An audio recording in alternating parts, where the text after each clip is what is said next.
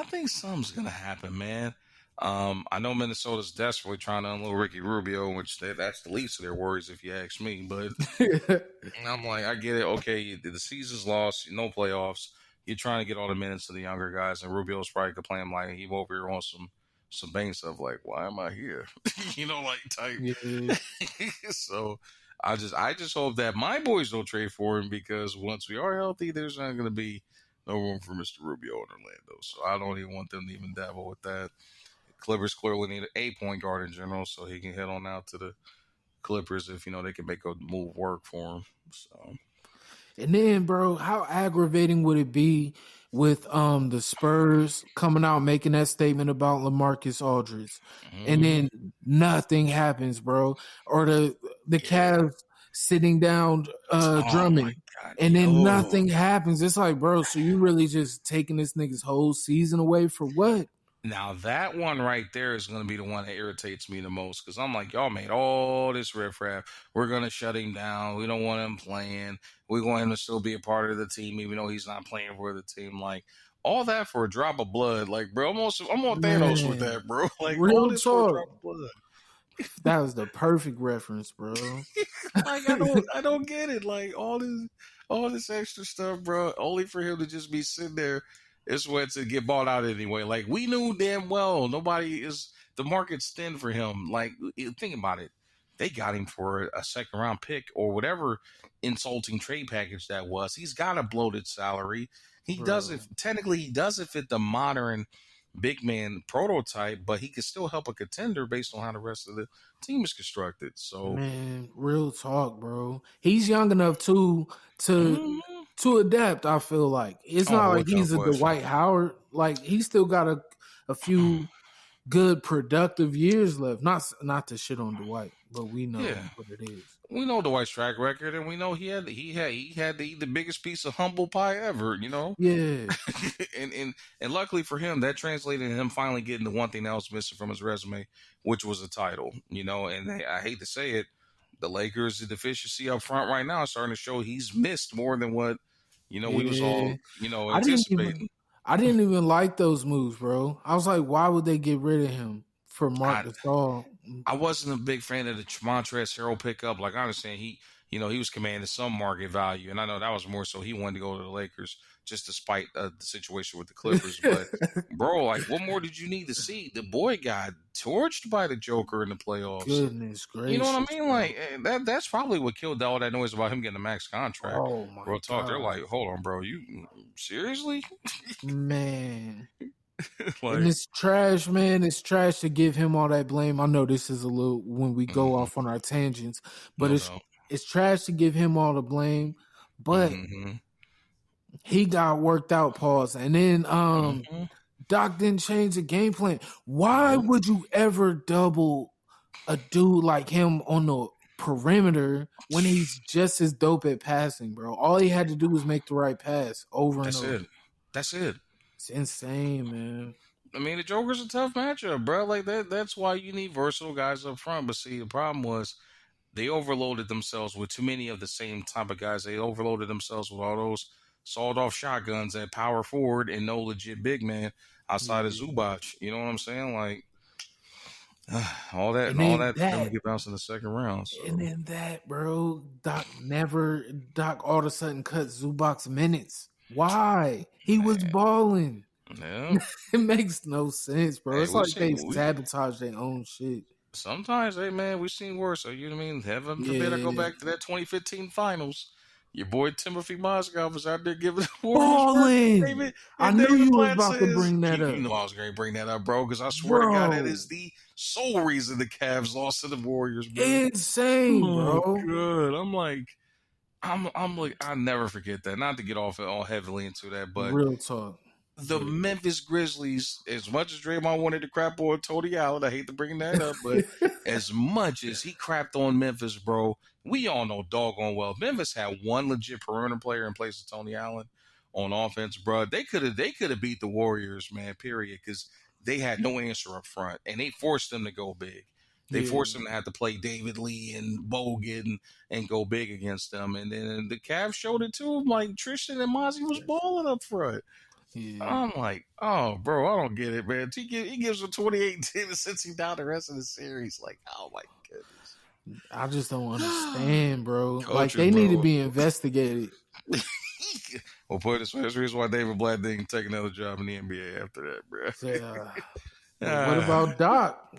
I mean, well, Doc, yeah, I'm gonna cut Doc a slight break, bro, just because of the fact that you already know I'm gonna go with Doc, bro. Doc was handed a loaded gun, bro, that had 3 chambers that just flat out were jammed and rusty, bro. Like, come on, That's hilarious. you're gonna bring in Paul George, the one guy that he's probably got beef with. If he had beef with anybody else walking this planet, that pales in comparison to the beef he probably has with Paul George. And now you got a coaching, bro, and he's coming in with getting special benefits from the team, and he was requested by your newly minted star. Man, the Clippers played Russian roulette with 6 of the revolver for the word go. People just won't admit it, but that's real. That's real. you know, like it just it's chemistry, bro. Like chemistry matters so much. Like, and that's what I'm nervous about right now as we come full circle here with the trade deadline. Like some of these guys is wanting out, and in a lot of situations, some of these guys are going to rock the boat, bro, and not get the results that they're looking for. But Yeah. with Andre Drummond, man, I'm with you on that note. I think he's got plenty of time left to adjust and contribute. And I think in the right system, the dude can still be what he's been known for. You Yeah. know what I mean? Like I think he could fit in perfectly with the Lakers.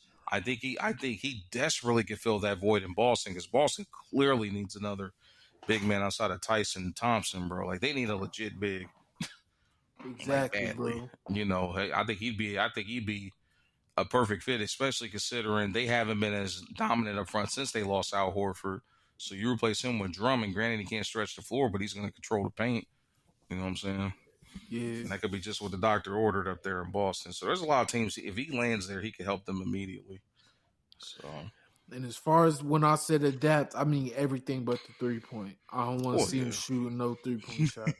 But yeah, if he's not like being the go-to, not like if he falls back to below the third option for the team when it comes to scoring, like he's still going to get his numbers. I can still see him getting an effortless double-double.